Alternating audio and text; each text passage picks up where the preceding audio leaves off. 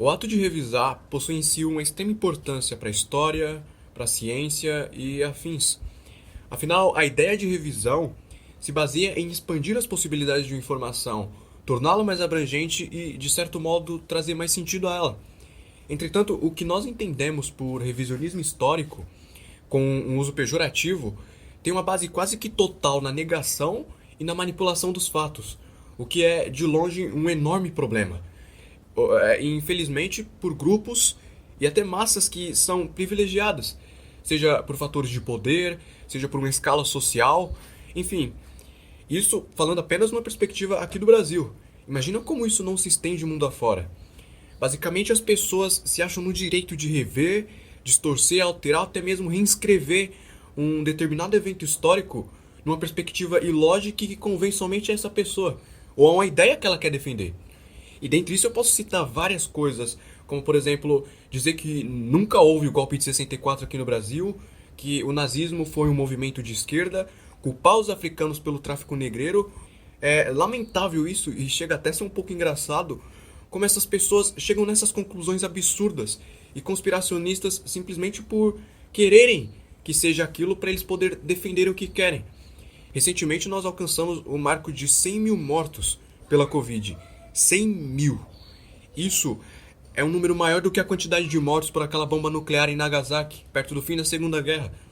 E não basta uma notícia desse nível para clarear a mente de um revisionista. Eles ainda acreditam, acima de tudo, que não existe vírus nenhum, que a Covid não passa de uma mera gripe, saem nas ruas fazendo manifestações pro retorno da ditadura. Sério, me admira como essas pessoas conseguem chegar em um nível tão alto de ignorância. E, pra falar a verdade, o que eu acho que passa na cabeça dessas pessoas é simplesmente um estado de sofisma, que basicamente é um tipo de raciocínio vicioso, que para as pessoas que adotam ele é aparentemente correto, mas que possui em si características ilógicas. O problema maior disso tudo é a censura espontânea das pessoas em relação à ciência, o negativismo em relação a fatos, comprovações, coisas que validam a informação tal como ela é. Porque, afinal, como alguém pode acreditar de verdade que a Terra é plana? Qualquer pessoa, desculpa a ofensa, mas que tem no mínimo 5 neurônios na cabeça, sabe que a Terra não é assim. Acreditar nisso, de verdade, é um sinal claro de um pensamento sórdido e ignorante.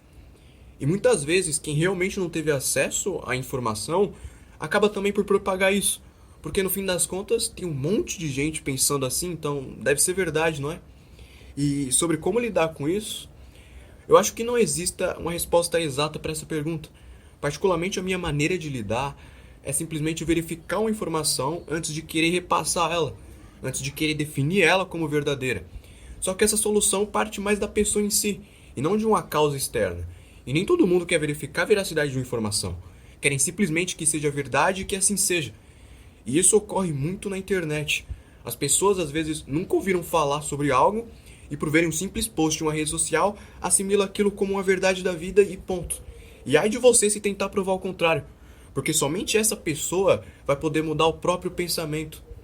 Sabe, é triste isso, porque o ser humano pode agir, pensar da maneira mais nobre e sensata possível. Mas da mesma forma, ele pode ser compelido a agir de uma maneira arrogante, movido pelo mais profundo egoísmo. E há quem pense que essas pessoas não estão preparadas para o conhecimento existente.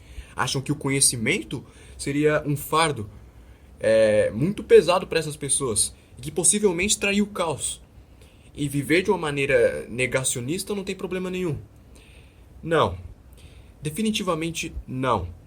A ignorância é o que traz o caos e não o conhecimento.